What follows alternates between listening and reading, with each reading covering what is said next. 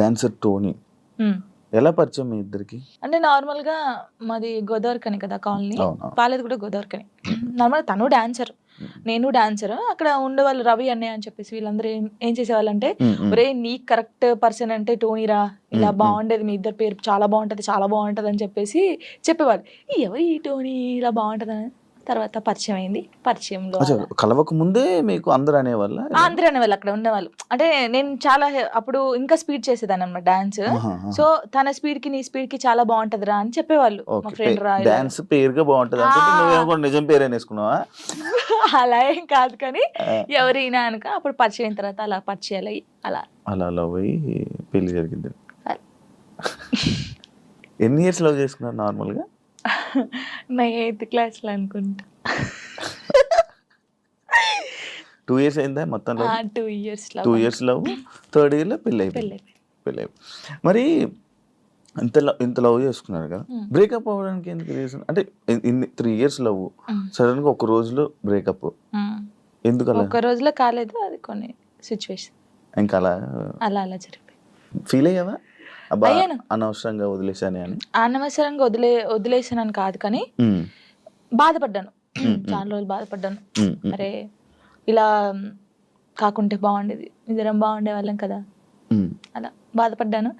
అంటే మీ మాటలు వింటుంటే ఎవరి తప్పు లేదు. దిష్టి కొట్టింది మాకు బాగా. అదే అంటే దిష్టి తగులుతూ విడిపోతారా? నిజంగానే విడిపోతారు. ఫ్రెండ్షిప్ అయినా ఏదైనా సరే మన మీద కళ్ళు పడ్డాయి అనుకో విడిపోతాను. నమ్ముతారా ఇది? నమ్ముతాను, నేను చాలా నమ్ముతాను. ఇంకా నాకు జరిగింది కాబట్టి నేను నమ్ముతాను. దిష్టి వల్లే విడిపోయింది. ఇప్పుడు తమిళ పెట్టండి, దిష్టి వల్ల విడిపోయిన వీళ్ళిద్దరు ఎందుకయ్యా సామి ఇదంతా నాకు అనిపిస్తుంది ఇప్పుడు. ఏమైనా స్ట్రగుల్స్ ఫేస్ చేసావా విడిపోయినాక? లైక్ పెళ్ళి అయ్యాక కానీ లేకపోతే విడిపోయాక కానీ? పెళ్లిలో పెళ్ళి అయిన తర్వాత బాగున్నాం, ఇద్దరం ఈవెంట్స్ చేసుకున్నాం, లిరిన్ బాగా చూసుకున్నాం, అంత బాగా. కొన్ని ఇప్పుడు అవన్నీ మాట్లాడదలుచుకోలేదు నేను, ఎందుకంటే పాతవి తవ్వేసి తన లైఫ్ బాగుంది, నా లైఫ్ బాగుంది, మధ్యలో మళ్ళీ టాపిక్స్ వేసి మళ్ళీ వెనక్కి లాగడం నాకు ఇష్టం లేదు. తర్వాత పెళ్ళి అంటే ఇంకా అయిపోయిన తర్వాత, గొడవ అయిపోయిన తర్వాత చాలా మంది చాలా రకాలుగా మాట్లాడారు నన్ను. అంటే రోడ్డు మీద నడుచుకుంటూ వెళ్ళేటప్పుడు కానీ చాలా, ఇప్పటికీ తప్పట్లేదు అది. ఇంకా లోకంలో మేము ఇద్దరమే ఉన్నాము, మా ఇద్దరికే డైవర్స్ అయిపోయినాయి, వీళ్ళిద్దరే వైఫ్ అండ్ హస్బెండ్స్, ఎవరు విడిపోలేదు అన్నట్టు చేస్తున్నారు జనాలు అయితే. నిజంగా అలా అప్పుడు కూడా అలాగే చేశారు. రోడ్డు మీద నడుతుంది అప్పుడు చేశారు. అప్పుడు నేను ఇలా వెళ్తుంటే, అరే నేను మొగుడు వదిలేశారంటారా దీన్ని, ఇది ఏం చేసిందోరా, మొగుడు వదిలేశాడు అని చెప్పి అన్నారు.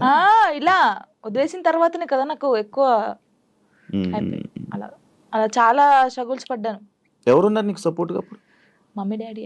అమ్మ నాన్న ఏమన్నారు? మా మమ్మీ డాడీ అసలు, మా డాడీ గురించి చెప్తేనే ఏడిపోతుంది నాకు. అంటే మా డాడీ ఎలా అంటే, వీళ్ళకి ఎలా ప్రేమ చూసుకోవాలో తెలియదు మా మమ్మీ డాడీకి. ఫస్ట్ ఆఫ్ ఆల్ మా డాడీ గురించి నేను ఎప్పుడు ఎక్కడ మాట్లాడలేదు. ఇక్కడ అంటే అందరూ లవ్ యూ డాడీ, ఇప్పుడు ఈ జనరేషన్ లో అప్పుడు వాళ్ళకి తెలియదు. ఇప్పుడు మనం ఏడ్చినా ఎందుకు ఏడుస్తున్నావు, ఇది కావాలా, ఇట్లా. ఫస్ట్ మా డాడీకి సారీ అని చెప్పాలని ఉంది గట్టిగా, హగ్ చేసుకొని. కానీ ఆయనకి ఆ ఫీలింగ్స్ ఉండవు, అంటే తెలియదు. చెప్పినా కూడా ఎందుకు ఏడుస్తుందో అంటాడు. మా మమ్మీ కూడా అంతే. నేను లవ్ మ్యారేజ్ చేసుకొని వెళ్ళిపోయినప్పుడు కూడా చిన్న మాట అనలేదు నన్ను, చిన్న మాట. ఎందుకు చేసుకున్నావు ఆయన అడగలేదు. మేమిద్దరం కలిసి ఇంటికి వెళ్ళినప్పుడు సారీ డాడీ అని చెప్పి ఇంట్లోకి వెళ్ళిపోయాం అంతే. ఎంత బాగా చూసుకున్నాడు మా ఇద్దరిని తెలుసా, ఇంత మాట కూడా అనలేదు ఎప్పుడు. నాకు ఆయన వద్దు డాడీ అన్నప్పుడు ఏమనలేదు, మళ్ళీ కావాలి డాడీ అన్నప్పుడు ఏమనలేదు. నిజంగా మా డాడీ దొరకడం నాకు చాలా అదృష్టం. ఆయన గురించి ఎప్పుడు అసలు ఎక్కడ మాట్లాడలేదు నేను, ఫస్ట్ టైం మాట్లాడుతున్నాను. ఐ లవ్ యూ డాడీ అంతే. అంటే ఒక అమ్మాయికి ఒక డాడీ సపోర్ట్ ఎంత ఉండాలో కానీ, నాకు మా డాడీ ఫ్రెండే. ఇద్దరం కూర్చుంటాం, మాట్లాడుకుంటా ఉంటాం బాగా. రాత్రి కూర్చుంటారు, తాగుతా ఉంటాను, నేను పోస్తా సిట్టింగ్ చేసుకొని కూర్చొని మంచిగా మాట్లాడుతా ఉంటాను. మా డాడీ నాకు ఎప్పుడు ఫోన్ చేయడు, మా మమ్మీ డాడీ అసలు నాకు ఫోనే చేయరు. ఒక అమ్మాయిగా బయటకి ఇంత తిరుగుతానా అంటే వాళ్ళకి తెలియదు, ఏం చేస్తున్నావు, ఎక్కడున్నావు, అయిపోయిందా, అసలు ఫోనే ఉండదు. వెళ్ళింది చేసుకుని వస్తాను, తనకు తెలుసు. 3 monthsకి ఒకసారి మా డాడీ ఫోన్ చేస్తే ఏడుతాను ఫుల్, స్క్రీన్ షాట్ పెట్టి స్టేటస్ పెడతాను, మా డాడీతో ఇంతసేపు మాట్లాడాను.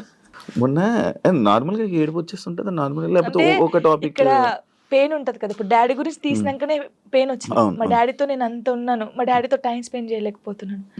నాకు మా డాడీ లిరి చాలా, వీళ్ళిద్దరు పేరు ఎత్తే నేను ఏడ్చేస్తాను ఫస్ట్. మీ అబ్బాయి అంత ఇష్టమా మీ అబ్బాయి అంటే? చచ్చిపోతాను వాని కోసమే బతుకుంది నేను. ఇప్పుడు కొన్ని రోజులు అయిన తర్వాత మీ అబ్బాయిని పంపించాలి, నాన్న దగ్గర పంపించాలి అని అంటే పంపించరు. అంటే యాక్చువల్ లా ప్రకారంగా నార్మల్గా కొన్ని ఇయర్స్ అమ్మ దగ్గర, ఇన్ని ఇయర్స్ అని అమ్మ దగ్గర ఉండాలి అని చెప్పి. మీరు అలా అంటే నాకు గుండె అయిపోతుంది. లేదు, జనరల్గా అడుగుతున్నా. లిరి వెళ్ళడు, అమ్మ కాడే ఉంటా అని చెప్తాడు. షోరా? షూర్. నేను ఉంటును, సపరేట్ గా మనతో మీరు మాట్లాడండి, వాడు చెప్పేస్తాడు. వెళ్ళడాడు. అంటే అబ్బాయి ఇష్టం, అబ్బాయి ఇప్పుడు నా ఇష్టం లేదు, తన ఇష్టం లేదు, వాళ్ళు ఇరిగాని అడుగుతారు కదా, మా మమ్మీని వదిలిపెట్టి రానని చెప్తాడు.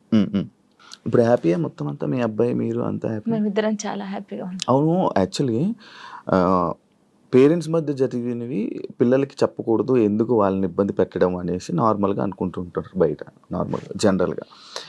నేను ఒక దాంట్లో నేను చూసిన దాంట్లో మీరు చెప్పారు, నాకు జరిగిన లైఫ్లో ప్రతి ఒక్కటి నేను మా అబ్బాయితో షేర్ చేసుకుంటాను అని చెప్పడం జరిగింది. కరెక్ట్ అనుకుంటున్నారా? కరెక్టే. ఎందుకంటే ఇప్పుడు ఫాదర్ మదర్ ఉన్నప్పుడు ఆ పిల్లలకి అవి తెలియకూడదు. ఫాదర్ లేడు, సో అన్నీ నేనే వానికి. నేనైనప్పుడు నా లైఫ్లో ఏం జరుగుతుందో వానికి ఒక్కనికే తెలియాలి, ఎవరికి తెలియకూడదు. ఇప్పుడు వాడు అబ్బాయి అండి, నార్మల్గా చెప్తున్నాను, వాడు ఇంకొక 5 years అయితే పెద్దగా అవుతాడు. పెద్ద అయిన తర్వాత బయటికి వెళ్తాడు, జనాల గురించి తెలిసిందే కదా, ఎవడో ఒక మాట అంటాడు. అప్పుడు వీనికి ఏం తెలియదు అనుకో, వాడు వచ్చి నన్ను క్వశ్చన్ వేస్తాడు, అమ్మ వాళ్ళు ఇలా అంటున్నారు ఏంటమ్మా అని.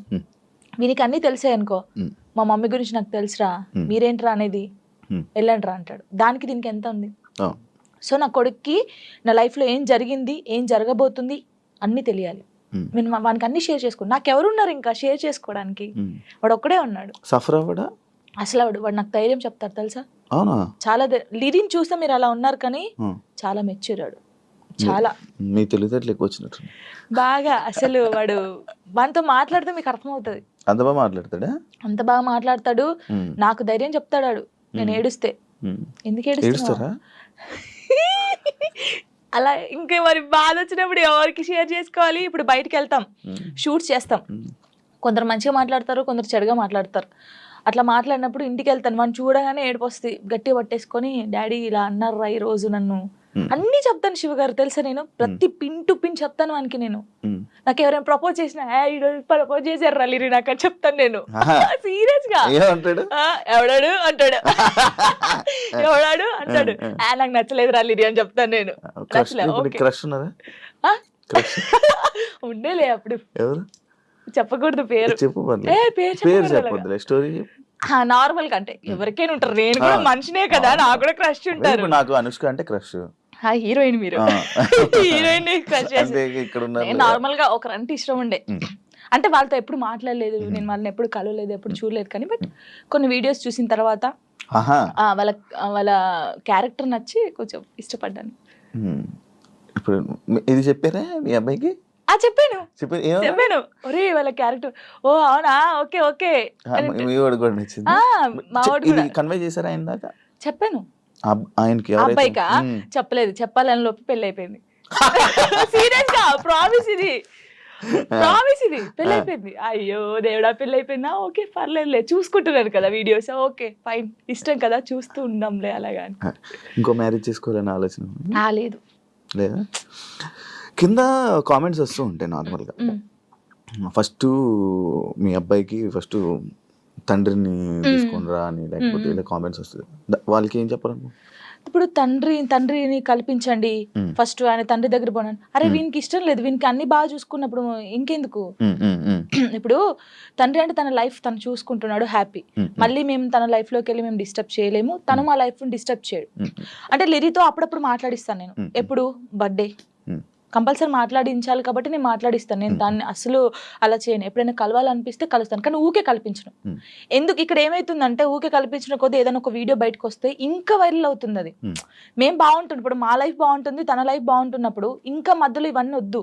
సో లిరికి చెప్పాను, లిరియే చెప్తాడు, వద్దులే అమ్మా మనం బాగున్నాం కదా, బర్త్డేకి ఫోన్ చేస్తాడు, నేను మాట్లాడతాను అంతే. ఇప్పుడు ఎక్కడ ఉంటున్నారు? లిజి నాతోనే ఉంటాడు. ఇప్పుడు హైదరాబాద్ ఫుల్ పూర్తిగా షిఫ్ట్ అయిపోయాను. షిఫ్ట్ అయిపోయాను.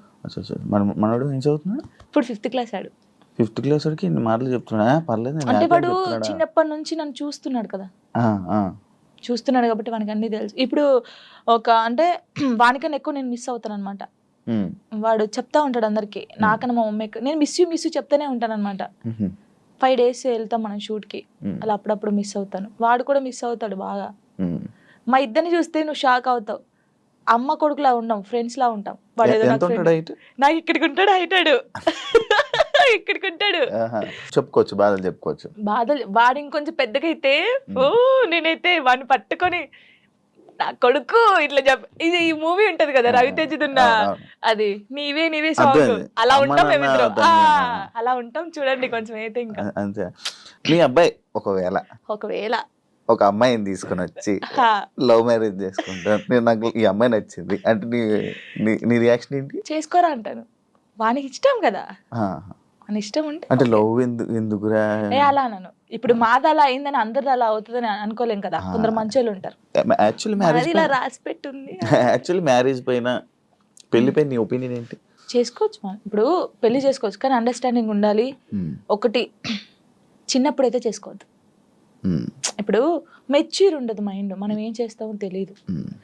కొంచెం ఇప్పుడు 16 years నుంచి 20, నిజంగా పెళ్లి చేసుకుంటే 25 years 26 years అప్పుడు చేసుకుంటే మనకు అన్ని తెలుసుంటే మనం ఏది తప్పు ఏది రైట్ అనేది మనకు అర్థమవుతుంది. ఎవరు ఏంటి అనేది కూడా అర్థమవుతుంది. అప్పుడు ఎవరితో మనం ఏం మాట్లాడాలని అర్థమవుతుంది. ఈ చిన్నప్పుడు చేసుకొని మనం ఎవరితో మాట్లాడినా తప్పే, లేకపోతే ఇలా ఉంటాయి కదా, అప్పుడు తెలీదు. చిన్నప్పుడు మైండ్ ఎలా ఉంటది, ఏది చేసినా మనం కరెక్ట్ అని మనకు అనిపిస్తుంది, అంటే ఎదుటి వాళ్ళకి అనిపించదు. నేనైతే చెప్పేది 26-25 years అప్పుడు పెళ్లి చేసుకోండి. లవ్ అయినా అరేంజ్ మ్యారేజ్ అయినా అప్పుడు కరెక్ట్ ఉంటారు. విడిపోయాల్సిన ఆలోచన కూడా రాదు. వచ్చినా కూడా ఏదైనా వీళ్ళతో ఉండాలి అనిపిస్తుంది. యాక్చువల్లీ నా ఇంటర్వ్యూస్లో ఒక ఆనవాయితీ ఉంది, ఏంటి? టాటూస్ గురించి అడగడం. ఇవన్నీ టాటూస్ ఉన్నాయి నాకు. నా ప్రతి ఇంటర్వ్యూ ఉంటుంటే కొన్ని ఇంటర్వ్యూస్ లో బాగా జనాలు కనెక్ట్ అయ్యే టాపిక్ నాకు నీ టాటూస్ చూస్తుంటే నా కళ్ళు అటే వెళ్తాను. ఇందా నుంచి నేను అదే చూస్తాను. ఈ వాచ్ పెట్టుకున్న దగ్గర అయితే మొత్తం ఏదేదో కొట్టేసినట్టు అనిపించింది. ఇది అప్పుడు టోనీ పేరుండే, ఇది చూపి ఇక్కడ టోనీ పేరుండే. ఓకే, దాన్ని ఏం చేసావు? ఫ్లవర్ వేయించారు. ఫ్లవర్ వేయించిన తర్వాత అమ్మో ఇంత పెద్దగా ఉంది, రిమూవ్ చేపిస్తున్నాను. యాక్చువల్లీ ఇదేమో లిరిగంది, ఇది నార్మల్ గా స్టార్. నార్మల్ గా స్టార్ అప్పుడు ఆయనకి ఏ రాలేదు స్టార్, దాన్ని కూడా ఏదో గీకినట్టుంది. గీకలేదు, కరెక్టే, అది స్టారే, కావాలని చూసుకోండి, ఏది గీకలేదు. అదే టాటూ వేయడానికి ఏ రాలేదు ఆయనకి, ఏ రాకపోతే ఏదో ఒకటి వేసేరా అని. అప్పుడు బాగా ఇష్టం నాకు టాటూస్ వేసుకోవాలి అని. ఇది నార్మల్ గా మా ఫ్రెండ్స్ ఉంటారు 6 members, ఇక్కడ ఎస్ ఉండే, సిరి అని సుచి అని ఇలా మా ఫ్రెండ్స్ ఉండే. ఈ ఎస్ చూసి ఎవడో అనుకోని నా కామెంట్, ఎస్ అంటే ఎవడి పేరు పెట్టుకున్నావు, అమ్మ ఏంటి రాచర్రా ఇది, ఎవరో ఏమనంటే మార్చేస్తావు అంటే మార్చేయడం కాదు, ఎందుకు ఈ గొడవ మనకి అవసరమా అంటే, మా ఫ్రెండ్స్ నా నుంచి విడిపోయి 2 years అవుతుంది. వాళ్ళు కూడా ఎందుకు? యాక్చువల్లీ ఏంటంటే మా ఫ్రెండ్స్ సైడ్ డాన్సర్స్ అన్నమాట, యూనియన్ డాన్సర్స్. వాళ్ళే నాకు అన్నీ. అప్పుడు ఎంతమంది? ఇద్దరా? 5 members. వాళ్ళకి ఇక్కడ జాను అని ఉండిద్ది, వాళ్ళకి జాను అని ఉండిద్ది. నేను మాత్రం అందరికి ఎస్ వస్తుంది కదా, షైని, సుచి, సంగీత అని ఉంటారు వాళ్ళ ఎస్. సో నేను ఒక్కదాన్ని ఎస్ వేసుకునేదాన్ని. సో వాళ్ళు మాత్రం ఇట్లాగా జాను అని వేయించుకున్నారు. మేము అలాగా అప్పుడు ఇంకా బాగా స్టైల్ మాకు, టాటూస్ వేయించుకోవాలి, ఇలా ఉండాలి అలా ఉండాలని. వాళ్ళు ఏంటంటే కొన్ని కారణాల వల్ల వాళ్ళు దూరం అయిపోయారు. నేను వీళ్ళతో మాట్లాడడం ఇష్టం లేదు కొందరికి, మాట్లాడడం వాళ్ళకి ఇష్టం లేదు. వాళ్ళు ఏం చేశారు, నా కోసం, నా హ్యాపీనెస్ కోసం, మనం ఉంటే జాను హ్యాపీ ఉండలేకపోతుంది, వాళ్ళు ఏమని చూసుకోలేకపోతున్నారు అని చెప్పేసి నా మీద ఒట్టేసి వెళ్ళిపోయారు. ఇప్పటికి 3 years అవుతుంది, కనీసం నాకు ఫోన్ చేయరు. నా బర్త్డేకి మాత్రం ఇప్పుడు నేను ఇంటర్వ్యూ చేస్తున్నాను కదా, ఇది చేసేది కూడా వాళ్ళకి తెలుస్తుంది, తెలుసుకుంటారు పక్కన ఉన్న వాళ్ళని, జాను ఎలా ఉంది, ఎక్కడ ఉంది అనేది ఇన్ఫర్మేషన్ ఇచ్చేది. వాళ్ళు ఇంకా నాకు అమ్మ నాన్నకన్నా ఎక్కువ, కానీ ఏదో రోజు కలుస్తారనుకుంటున్నా. చూడండి, వీడియో చూసి రాండి. ఇప్పటికైనా వెయిట్ చేస్తున్నా వాళ్ళ కోసం, చాలా వెయిట్ చేస్తున్నాను. ఏడ్చిన రోజులునే నేను వాళ్ళ కోసం. ఒక అమ్మాయి చనిపోయింది, సుచి అనే అమ్మాయి చనిపోయింది. అయ్యో, లవ్. అది కూడా లవ్. అది March 5th. నేను ఇప్పటికి పెడతాను, March 5th స్టేటస్ పెడతాను. సూసైడ్ చేసుకుంది. ఏం చెప్పాలనుకుంటున్నా ఇలా లవ్ బ్రేకప్ అయిపోయి సూసైడ్ చేసుకునే వాళ్ళకి? నేను ఒకటి చెప్పనా, మనకు రాసి పెట్టి ఉంటుంది, మనతోనే ఉంటుంది. ఎందుకు నేను ఈ క్వశ్చన్ నేను అడగడానికి ఒక రీజన్ ఉంది. బట్ లైక్ నీకు కూడా బ్రేకప్ అయ్యింది, దాని తర్వాత దాని నుంచి రావడానికి నీకు కూడా ఉండాలి, యాక్చువల్ ధైర్యం ఉండాలి, లేకపోతే ఆ స్ట్రాంగ్ ఉండాలి, ఇండిపెండెంట్ అయినా ఉండాలి. అదంతా ఇప్పుడు అలా ఉంటేనే మనం ఉండగలం బేసిక్గా. అందుకు నేను అడిగాను. అంటే శుచి ఏంటంటే తన కోసం అన్ని కొనియడము, మేము డాన్సర్స్ కదా అప్పుడు డాన్స్ చేస్తూ డబ్బులు వస్తుంటే ఆయనకి అన్ని కొనిస్తుంది. ఎందుకే ఇన్ని కొనిస్తుంటే వానికి నేను తప్ప ఇంకెవరున్నారే అనేది. సరే అని మేమందరం ఊర్లు కదా, ఆ అమ్మాయిది మంచిర్యాల అనమాట, ఇలా వెళ్ళే వాళ్ళం కదా. వెళ్ళినప్పుడు మంచిర్యాలకి వెళ్ళింది, మేము షాప్కి వెళ్ళినప్పుడు వాడు వచ్చాడు అనమాట మంచిర్యాలలోనే. ఇంకో అమ్మాయితో వస్తే చూసి అప్పటికి కూడా ఆయన ఏమట్లేదు, ఇలా చూసిన తర్వాత ఏంటన్నా ఎవరేమ్మా అంటే నా కజిన్ అని చెప్పాడు. మేమేమో కాదే అంటే హే లేదు నా కన్నా అలా చేయడు. ఇలాగా పిచ్చిది నిజంగా చెప్తున్నా. అమ్మాయి ఎంత బాగుంటుంది అంటే అంత బాగుంటుంది. ఏం చేయలేదని తర్వాత ఈ అమ్మాయి వచ్చింది కదా, ఆ అమ్మాయి వచ్చి అడిగింది ఈ అమ్మాయి ఎవరని. నా ఫ్రెండ్ అని చెప్పాడు. మేము విన్నాం, నువ్వు పోయి అడుగు ఇప్పుడు మళ్ళీ ఎవరనంటే నేను చేసుకునే అమ్మాయి అని చెప్పాడు. ఈ పిల్ల అక్కడ జోక్ చేస్తున్నావు కన్నా, నిజం చెప్పు అనడం. ఈ పిల్ల లేదు నేను నిజంగా ఈ అమ్మాయిని లవ్ చేస్తున్నాను, పెళ్లి చేసుకుంటున్నా, ఆల్రెడీ పెళ్లి కూడా ఫిక్స్ అయిందని చెప్పాడు. ఏమనలేదు, వచ్చేసింది. మేమందరం పండగకి ఇంటికి వచ్చేసాము. ఏమొక్కతే హైదరాబాద్ రూమ్లో ఉంది, పురుగుల మందు తాగేసింది. 6 days వరకు రూమ్లోనే ఉంది. ఓనర్స్ వచ్చి స్మెల్ వస్తుందని చూసిన తర్వాత మేము వచ్చాం. ఒక్కొక్క కాలు ఇంత అయిపోయింది. ఇలా ముట్టుకుంటే ఇలా చాలా దారుణమైన సిచ్యువేషన్. అసలు ఎవరికీ తెలియదు. ఇలా చాలా మంది అవుతున్నారు కానీ ఎవరికీ తెలియదు. నేను చెప్తున్నాను కదా, కానీ నేను ఒక్కటే నిజంగా చెప్తున్నాను, ప్రేమించండి, ప్రాణం కన్నా ఎక్కువ ప్రేమించండి. దక్కట్లేదు అన్నప్పుడు చచ్చిపోవాల్సిన అవసరం లేదు. నువ్వు నిజంగా ఆయన ప్రేమిస్తే అమ్మాయినా అబ్బాయినా లైఫ్ లాంగ్ ఆయన కోసమే నిల్చొని ఉండు. పెళ్లి చేసుకోకు ఎవరిని, తనను చూస్తుండు, వన్ సైడ్ లవ్ చేయి. నీకు అయిన ఇష్టం ఉంటే, తనకు నువ్వంటే ఇష్టం లేదు కానీ నీకు తనంటే ఇష్టం ఉంది అనుకో, హ్యాపీగా ఇలాగే ఉండు. తనని తలుచుకుంటు ఏదో ఒక్క రోజు తనకు అర్థం అవుతుంది కదా, అప్పుడు తను ఫీల్ అవుతాడు కదా, నీ అమ్మాయి ఇంత మంచి అమ్మాయిని మిస్ అయ్యాను ఏంది అని. నేను అనేది అదే ఒక్కటి చెప్తాను శివ గారు, మనం కాళ్ళు ఏళ్ళు పట్టుకుంటూ వచ్చే ప్రేమ ఎప్పటికీ ఉండదు. వాళ్ళకి ఇక్కడ నుంచి వస్తేనే ప్రేమ అది ఉంటది. నేను నిజంగా చెప్తున్నాను, ఏదైనా రాత బట్టే, రాత లేదు ఏది లేదు అంటారు కానీ రాత ఉంటది. ఒక మనిషి కలవడానికి రాసి పెట్టుంటేనే కలుస్తారు.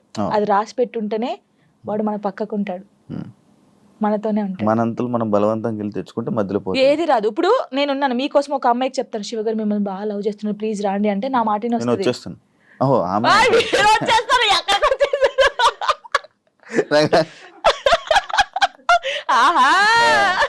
అప్పుడప్పుడు ఇలాంటి ఉండాలి.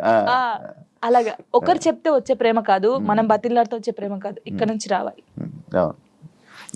వస్తుందని వెయిట్ చేస్తా. అవును, నువ్వు రీసెంట్ గా అమరాన్ మూవీ చూసావు కదా, ఏడ్చావు కదా నువ్వు.